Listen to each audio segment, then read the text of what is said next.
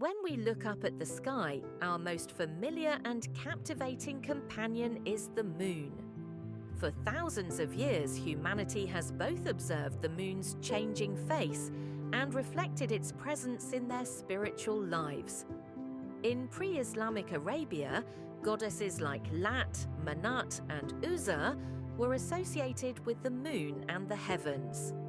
The story of Prophet Ibrahim looking up at the sky to question the existence of God is considered one of the earliest examples of the moon's connection to human inner awareness. In ancient Egypt, observatories were built. Astronomers and priests linked the moon's cycles to rituals and agricultural calendars. During the Ottoman era, astrologers known as munetchims studied the moon's position to interpret horoscopes and predict destiny. In Europe, the intense energy of the full moon led to the term lunatic for those with mental illnesses, highlighting historical awareness of the moon's psychological effects. But beyond all these cultural and religious riches, do the moon's cycles truly affect our spiritual world? Welcome to Sekar, where today we'll explore this question through examples from both ancient beliefs and modern science. The moon has 4 phases, each lasting approximately a week in the sky. A full month or 4 weeks completes a full cycle. This is how the lunar calendars of ancient peoples worked.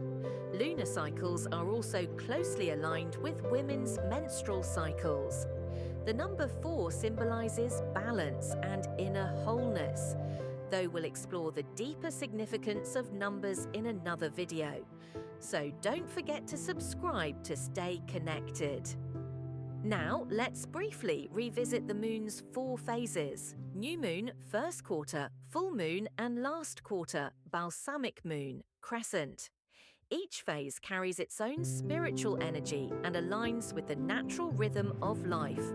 Let's dive into the details. New moon. The cycle begins with the new moon, when the moon is invisible in the sky. Ancient Arabs associated this phase with hidden and mysterious powers, marking the first day of the lunar month. Pagan communities used the new moon as a time for rituals and setting intentions. Spiritually, the new moon is like an internal reset. Seeds yet unseen are sown in the ground, ready to sprout. During this time, intentions are set, goals are written down, and meditation helps with focus. From a scientific perspective, melatonin production increases during the new moon, making people feel more introspective and calm. Remember the tides. Just as the moon's gravity affects the oceans, it also influences our biological rhythms. In menstrual cycles, this phase corresponds to menstruation and to the first day of the lunar month. Physically, you may feel tired, sensitive, and introspective. Historically, people viewed this phase as a period for deep contemplation and emotional intensity, recommending inner prayers, cleansing, letting go of the past, and mantras over physical rituals. Warm soups, herbal teas like sage, fennel, and ginger, along with plenty of water, are especially beneficial at this time. When half of the moon is illuminated, we enter the first quarter. In ancient Greece, this phase was associated with the energy of young goddesses.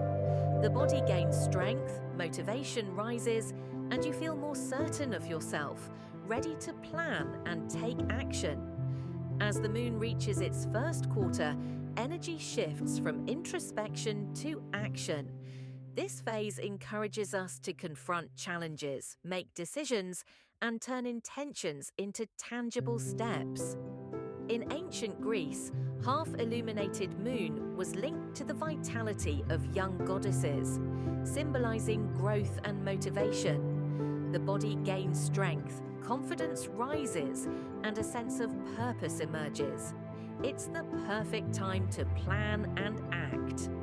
During this period, we are called to face internal obstacles, address doubts, and take responsibility for our choices. Ottoman astrologers carefully observed human behavior in this phase, offering guidance for personal and social decisions. Maintaining an intention journal, creating to-do lists, and mapping out how you want to shine can be especially powerful now. Nutritionally, protein-rich foods, fresh vegetables, and green smoothies support the body's heightened activity. From a scientific perspective, this phase may bring fluctuations in sleep patterns and the surfacing of subconscious thoughts. Feeling restless or energetic is normal.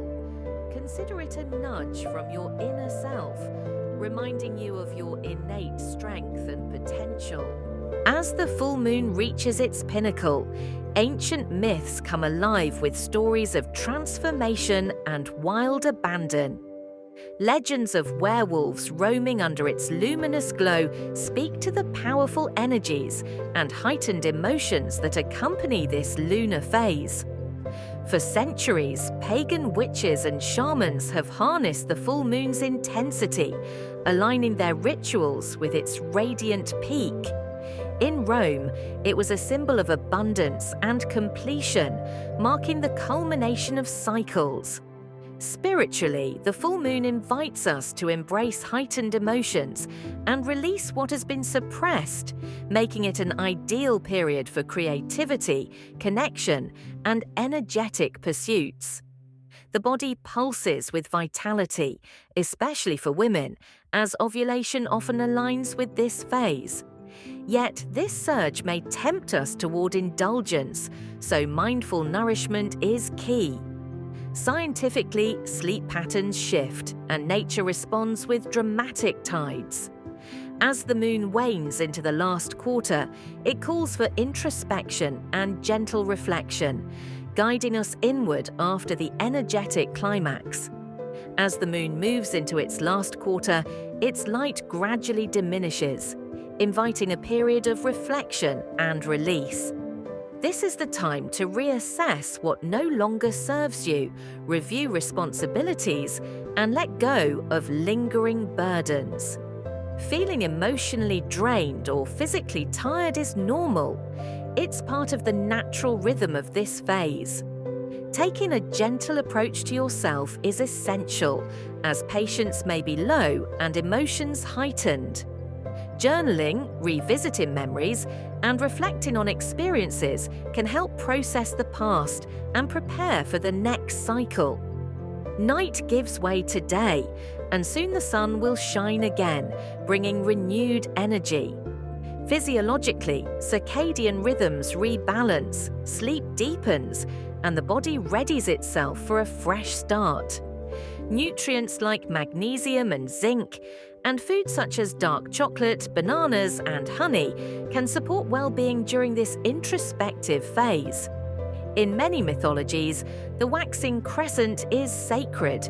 For example, in Sumerian and Babylonian texts, the moon god Sin/Nana was linked to birth and agricultural rituals. Seeing this crescent, people performed rituals of gratitude and wish-making. In Egyptian mythology, Thoth, the moon god, symbolized knowledge, measurement, and time. In Arab culture, the crescent marked sacred periods like the beginning of Ramadan, and pre-Islamic Arabs associated it with abundance. Spiritually and symbolically, the waxing crescent represents growth, while the waning crescent signifies closure and surrender to the divine. In astrology, the moon rules Cancer and is associated with the 4th house. In the chakra system, this corresponds to the heart chakra, meaning that as lunar cycles change, so do our moods, emotions, and reactions. Something cherished during the new moon may seem trivial by the full moon. Your heart chakra and moon sign influence how each phase affects you. Today, we explored the moon's cycles, our oldest and most captivating guide, from historical, spiritual, and scientific perspectives. From the new moon to the full moon, and from the last quarter to the crescent, each phase reflects both nature's and our inner world's rhythms. The moon's energy can guide us in spiritual awareness, intention setting, and emotional balance. Of course, this experience grows stronger through your own observation and rituals.